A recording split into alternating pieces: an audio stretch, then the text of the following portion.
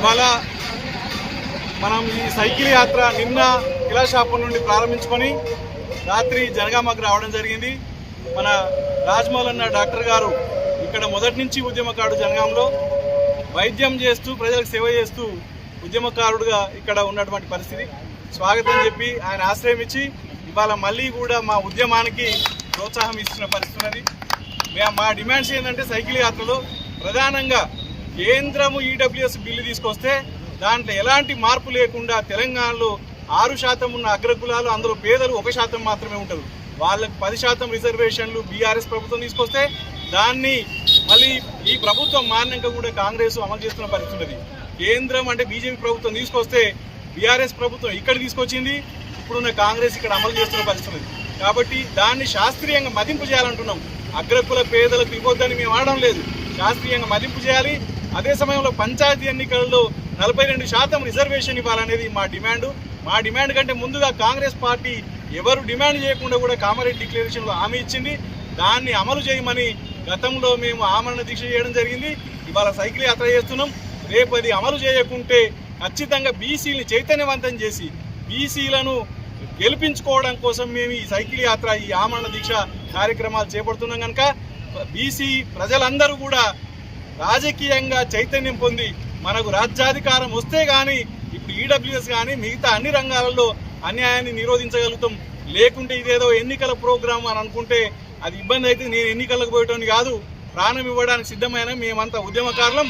ఖచ్చితంగా బీసీలంతా చైతన్యవంతమై మనం ఉద్యమ కార్యక్రమాలు చేస్తేనే మన హక్కులు కాపాడుకోగలుగుతాం.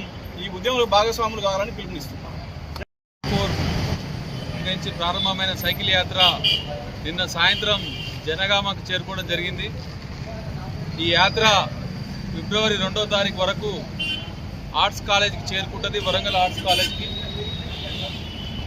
ఇక్కడ ఉన్న ఈ ప్రాంతంలో ఉన్నటువంటి బీసీ సోదరులంతా పెద్ద ఎత్తున ఆర్ట్స్ కాలేజ్ 2వ తారీఖు వచ్చి బీసీలకు జరుగుతున్న అన్యాయాన్ని తెలుసుకొని భవిష్యత్ కార్యాచరణ తీసుకోవాల్సిందిగా అందరికీ విజ్ఞప్తి చేస్తూ, ముఖ్యంగా బీసీలు సామాజికంగా, ఆర్థికంగా, రాజకీయంగా అన్ని రకాలుగా వెనుకకు నెట్టివేయబడుతూ ఉన్నారు. కాబట్టి వాళ్ళని చైతన్యం చేయాలనే ముఖ్య ఉద్దేశంతో ఈ సైకిల్ యాత్ర సిద్ధేశ్వర్ అన్న ఆధ్వర్యంలో తీసుకోవడం జరిగింది.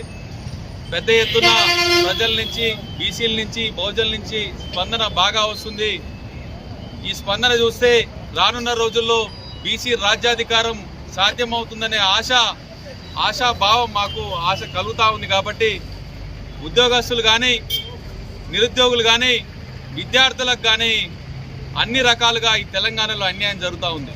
బీజేపీ పార్టీ తీసుకొచ్చినటువంటి ఈడబ్ల్యూఎస్ రిజర్వేషన్ని చిత్తశుద్ధి ఉంటే ప్రజాపాలన చెప్తున్నటువంటి మా కాంగ్రెస్ పార్టీలో ఉన్నటువంటి అగ్రకుల నాయకులు ఈరోజు పాలకులుగా ఉన్నారు.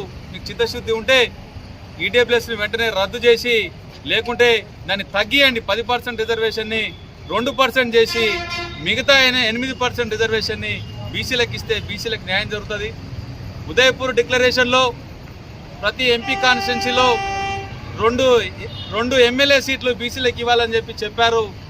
అది తెలంగాణ గవర్నమెంట్లో కాంగ్రెస్ పార్టీలో దాన్ని ఉల్లంఘించారు.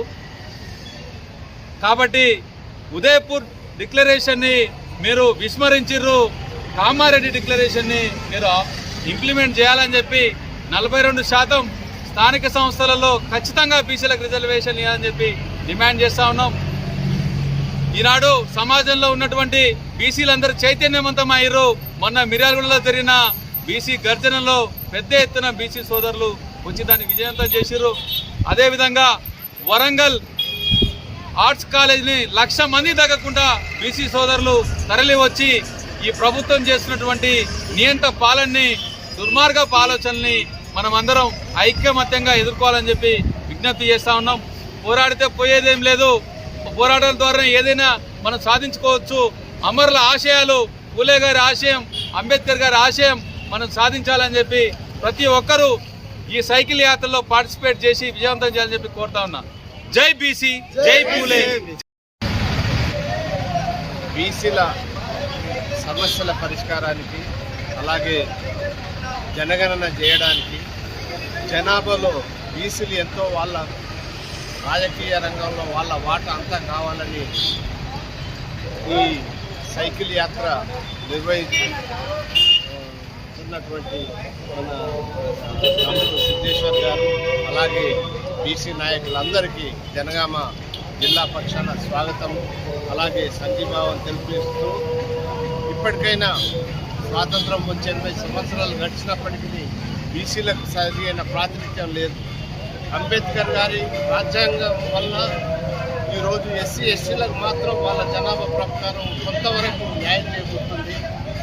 కానీ బీసీలకు మాత్రం దాదాపు 50% పైన ఉన్నటువంటి బీసీలకు మాత్రం న్యాయం చేకూరడం లేదు. ఎక్కడ చూసినా రాజకీయ రంగమైన, ఆర్థిక రంగం, విద్యారంగం, ఉద్యోగ రంగం అన్ని రంగాల్లో కూడా ఈరోజు బీసీలు వెనుకబడి ఉన్నారు. కనుక ప్రభుత్వం ఇప్పుడే ఇంకైనా కళ్ళు తెరిచి బీసీ జనగణన చేయాలి. తెలంగాణలో కాకుండా దేశమంతటా జనగణన చేసి వారికి ఎంత వస్తుందో